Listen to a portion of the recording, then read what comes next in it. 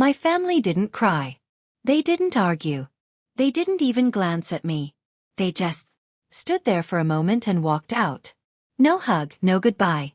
Just the click of heels fading down the hallway. My mother's words were the last thing I heard before the door closed. Let her go. She's lived long enough. I stood, frozen beside Grandma's bed, the beeping of the monitors loud in the sudden emptiness. I was 17, broke, terrified, and completely alone. But I stayed. 7 years later they came back not to apologize, not to mourn, but to claim every last dollar of the inheritance. And when the lawyer read the will, I watched the color drain from their faces. I didn't even realize I was holding my breath until the nurse stepped closer. "Are you Victoria?" she asked gently. I nodded. "Well, need someone to sign the financial responsibility forms. Without immediate intervention, she won't make it through the week."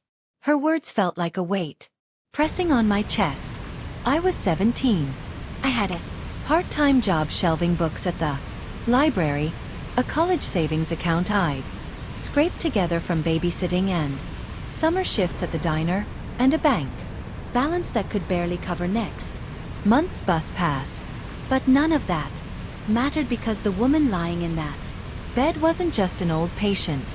She was my grandmother, the one who made me pancakes shaped like animals when I was sick, the one who told me stories about her childhood on a farm, the one who always had my back when my parents didn't.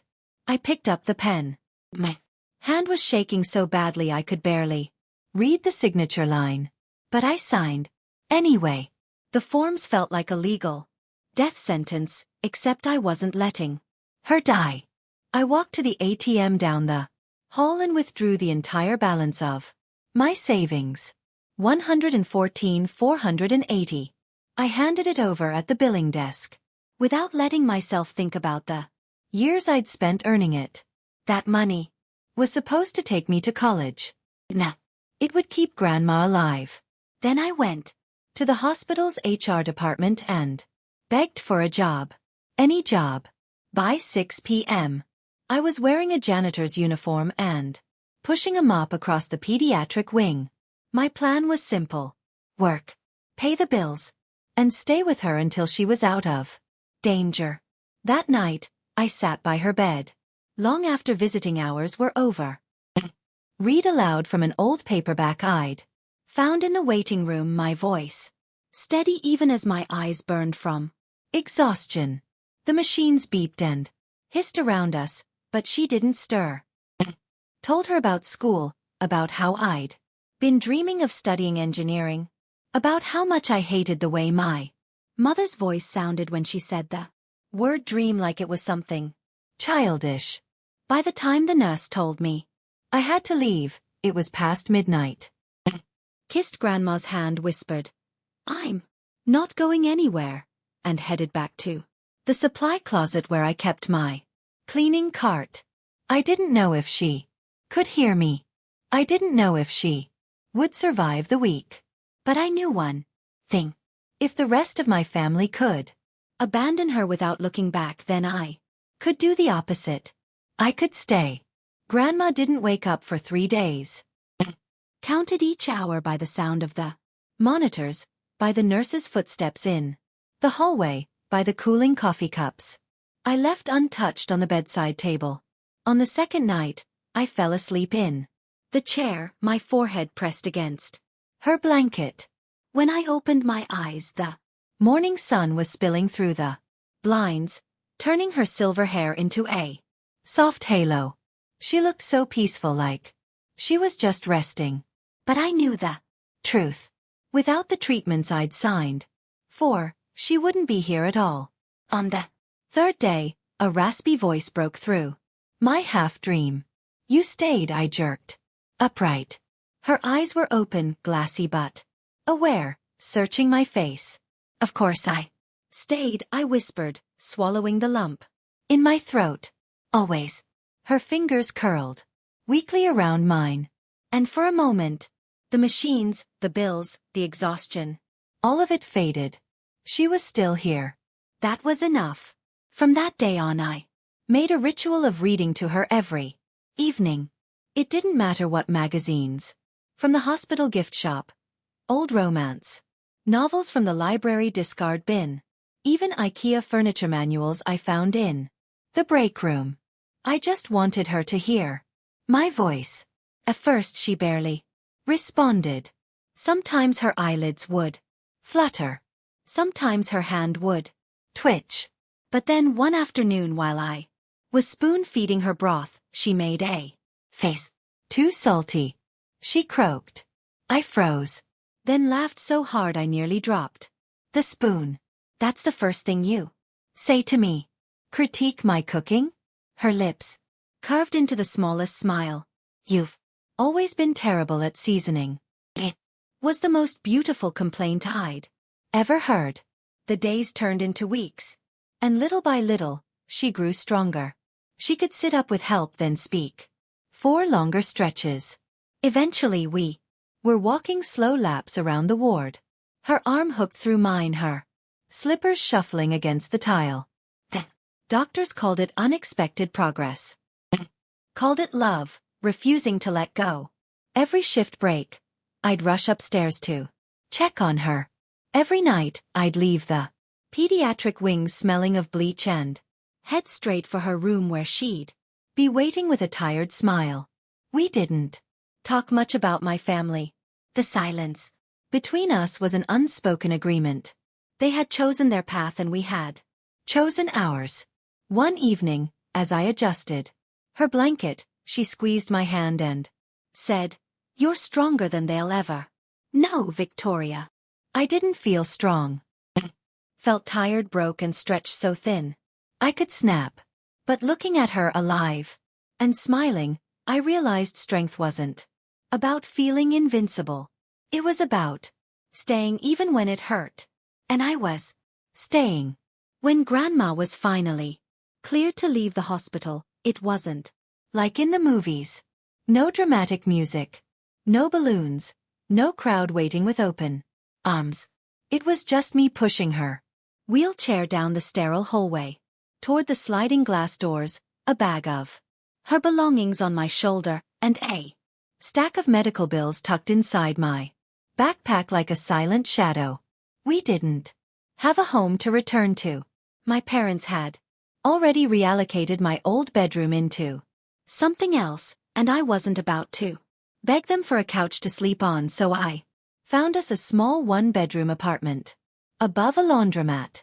The walls were stained, the heater clanged like it was haunted, and the kitchen light flickered every time you turned on the tap, but it was ours. The first night there I helped Grandma into bed and sat on the floor beside her. "It's not much," I admitted. She reached out and patted my hand. "It's more than enough because it's not about the place, it's about the people inside it."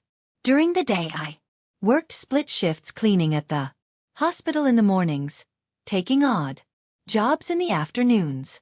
At night, I studied for my GED at the tiny kitchen table while Grandma dozed in her armchair. It wasn't long before she started teaching me things too. Not just Grandma things like how to make a perfect pie crust or hand-stitch a torn hem, but skills I never imagined she had. She showed me how to balance a budget, repair a leaky faucet, and even fix small electrical appliances. Most people throw something away as soon as it stops working, she told me, handing me a screwdriver one evening. But if you understand how it works, you can bring it back to life. That's true for machines and for people. At first I was clumsy, dropping screws, mixing up wires, but she was patient. Every little fix felt like a victory.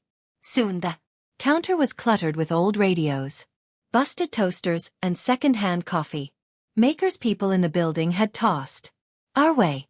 We fixed them all. We didn't make money from it yet, but it gave us something better. Pride. Every time an appliance hummed back to life, I felt Like maybe, just maybe, I could do the same for myself. One evening after I repaired the broken knob on our microwave, Grandma sat back with a satisfied smile. "You've got a builder's mind, Victoria." "That's rare," I laughed, shaking my head. "I'm just a janitor who doesn't want to burn her dinner." But later, lying in bed, I replayed her words over and over. Builder's mind. Rare. In a world where my own family had discarded me as easily as a broken toaster, she saw value. And she was teaching me to see it too. For the first few months after Grandma came home, I kept expecting my phone to ring. Part of me thought maybe my parents just needed time, that one day they'd call and ask how she was doing. Maybe even offer to help.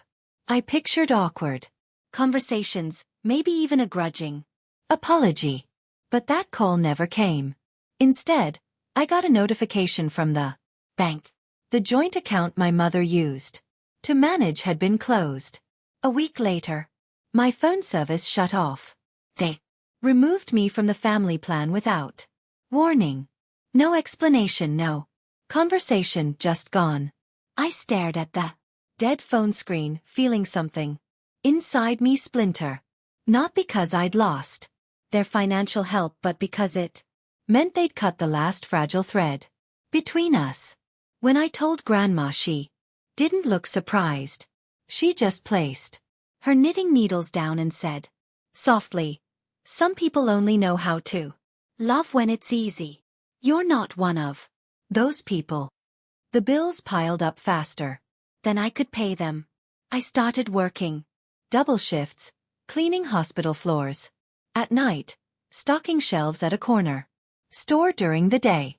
My GED textbooks gathered dust until I forced myself to study during my bus rides between jobs. I skipped meals so Grandma could eat better ones. She caught me once pushing the last piece of toast toward her and pretending I wasn't hungry. "You're not skipping again," she said firmly. Then her eyes softened. "If you're going to work yourself to the bone, at least make it worth something." That's when she made me a deal. She'd teach me everything she knew: mechanics, sewing, even basic carpentry, if I promised to start charging for repairs. Within a month, we had a shoebox under the sink, labeled Repair Fund. By month 3, neighbors were knocking on our door, asking if we could fix their old blenders, mend broken chairs, or rewire faulty lamps. Word spread. People came, not just because we could fix things, but because we cared. One evening, while tightening the screws on an ancient coffee grinder, Grandma said, "You don't need their name to build your own." I looked at her. Whose name? She didn't answer, just kept working. But in that silence, I understood. She was preparing me not for revenge, not for payback, but for independence, for a life where my worth didn't depend on anyone else's approval. By the end of that year, I'd earned my GED. It wasn't much in the eyes of the family who'd abandoned me, but to me it was proof. Proof that I could keep moving forward even with every bridge behind me burned to ash. And I wasn't just surviving anymore. I was building a little repair corner in the apartment. Started as a way to make ends meet, but within a year it became something bigger. The shoebox under the sink grew heavier each month. First it was just neighbors in the building.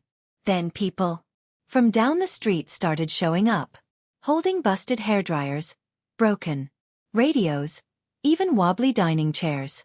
I learned quickly that every item had a story. The old lamp that belonged to someone's late father, the toaster a couple had received as a wedding gift 50 years ago. Fixing these things wasn't just about wires and screws. It was about restoring pieces of people's lives. One rainy afternoon, a customer brought in a small battered device she called a fall alarm for her elderly mother. It had stopped working months ago, and she couldn't afford a replacement.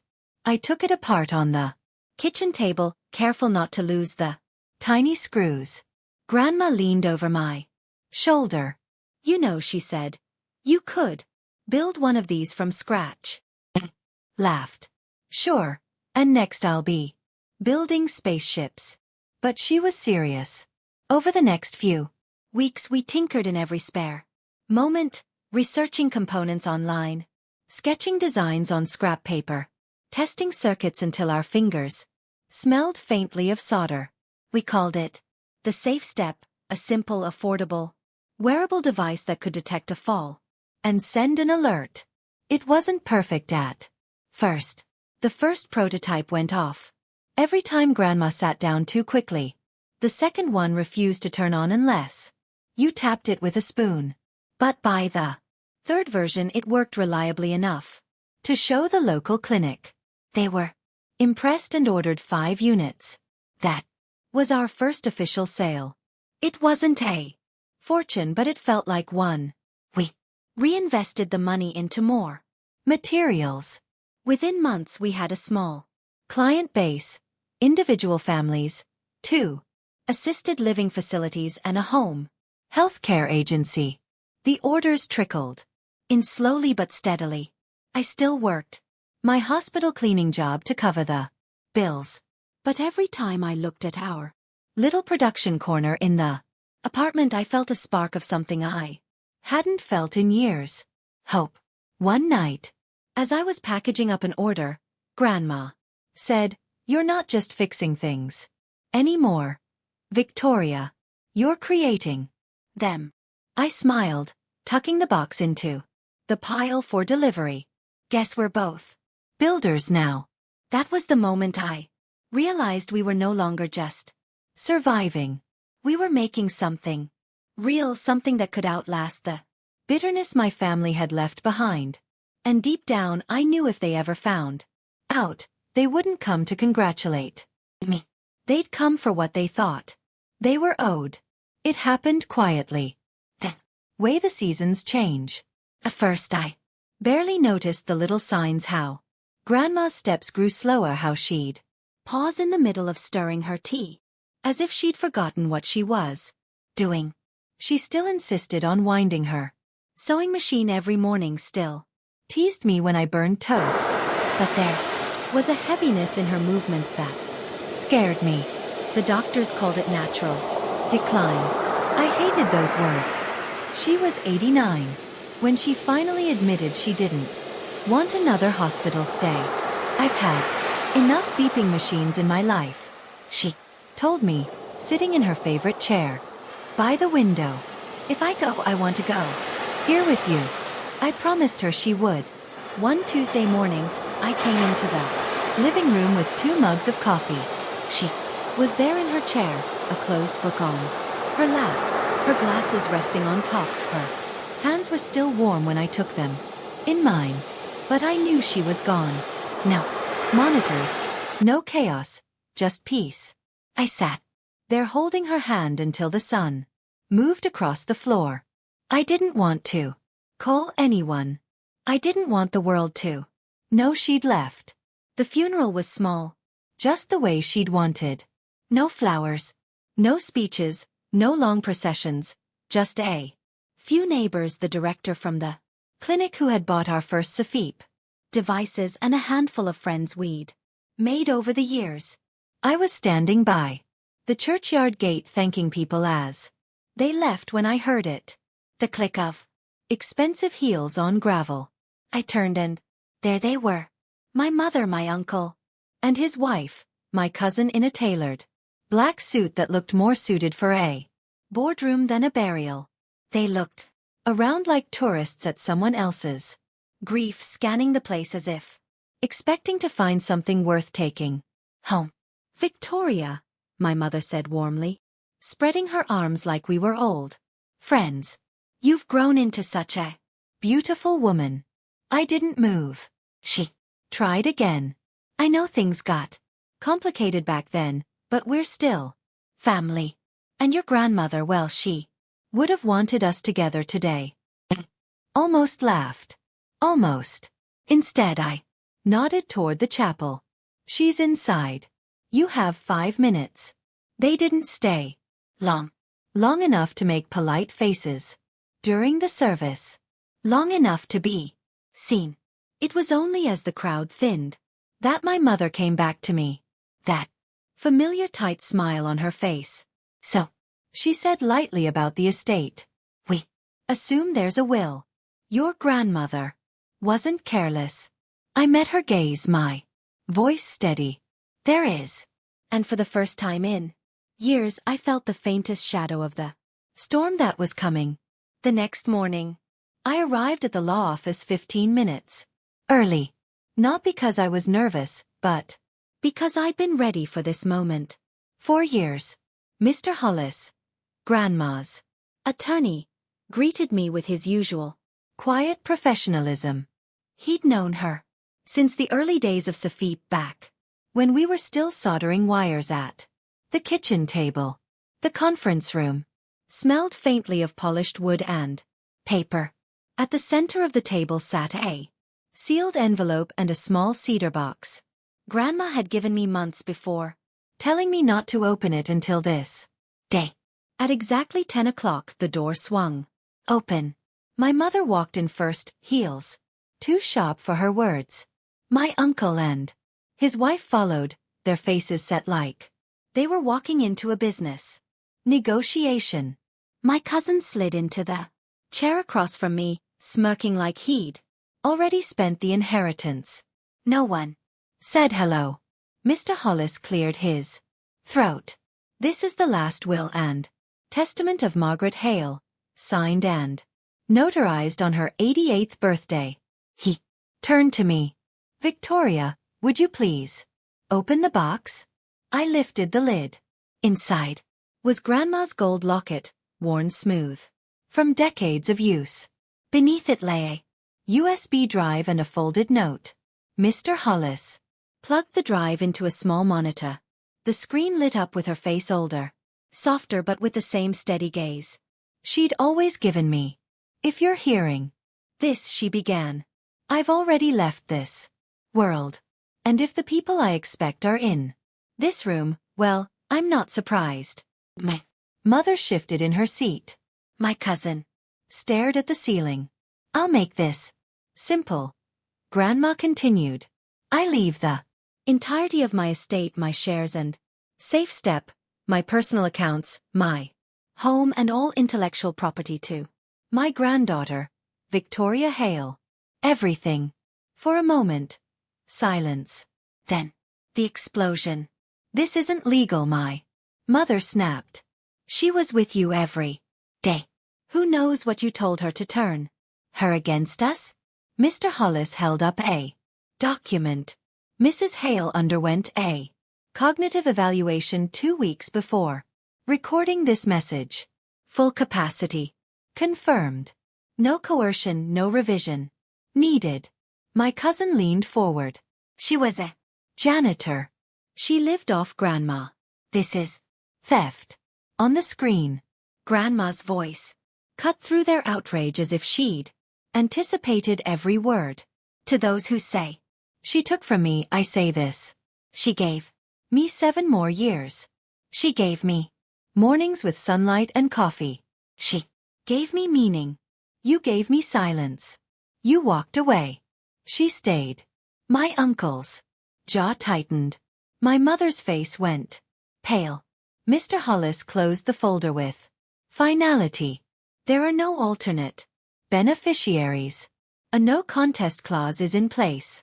Any legal challenge will void your right to inherit anything. The air seemed heavier. They looked at me like they were seeing someone they couldn't quite recognize. We filed out into the hallway, and that's when my mother's voice dropped to a hiss. You think this makes you better than us? You manipulated an old woman on her deathbed. I met her glare without flinching. You left her. You left me. And for 7 years you never once asked if she was alive. My uncle stepped, and we're her children. That means something. I turned to him. Yes, Means you had a duty. You just didn't want to do it. My cousin sneered. Well, take this to court. Well, tell the press you tricked her. Smiled, not because I was amused but because I was ready. Go ahead. I'll release the full footage of her testimony, the medical evaluations, and every letter she wrote about what you did or didn't do when she needed you most. Let the world see the kind of family you are. They fell silent. Reached into my bag and handed my mother the folded note from the cedar box. She hesitated, then opened it. 3 words, in Grandma's neat handwriting, stared back at her. You walked away. Her hands trembled. For the first time, she had no reply. Turned toward the door. You didn't just lose the inheritance, I said quietly. You lost her a long time ago. The house felt different without her, not empty. Exactly, but quieter. I kept the gold locket from the cedar box on my nightstand. I still wound it open each morning just to see the tiny photo of her younger self smiling at me. It wasn't valuable to anyone else, but to me it was everything. For a while, I didn't know what to do with the inheritance. Money had never been my motivation. What I had now wasn't just wealth. It was responsibility. One night, I found myself at the kitchen table staring at Grandma's old sewing kit. The thought came to me like a whisper. Don't just keep what she gave. You grow it. So I did. I used a portion of the inheritance to launch the Hale Foundation, named not just for our family name but for the woman who built something out of nothing. The mission was simple. Provide technical training and emotional support for teens and seniors who'd been abandoned just like we had been. We started small too.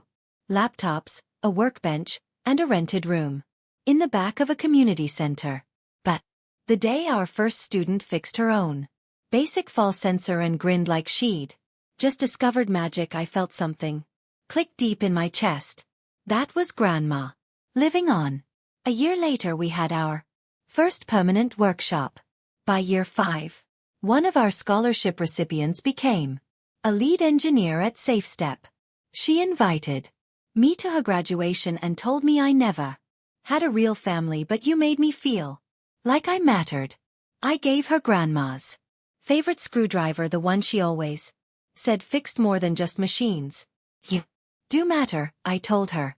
Don't ever let anyone tell you otherwise. My life is still simple. No mansions, no sports cars, just purpose and peace.